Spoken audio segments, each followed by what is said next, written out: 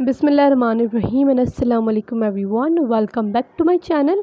Welcome to another beautiful video. आज की video में जो है ना वो आप लोग बहुत ही प्यारा सा ड्रेस देखने वाले हैं और इट्स अ पर्पल कलर और इस पर हमने मल्टी कलर का काम किया था और बहुत ही कोई प्यारा सा ड्रेस है, क्यूट सा ड्रेस है। इट्स अ टू पीस और इसकी दामन पर काम था, इस पर हमने इंद्रानी लेस दी थी और इसकी नेक पर और इसकी स्लीव्स पर भी हमने काम दिया था।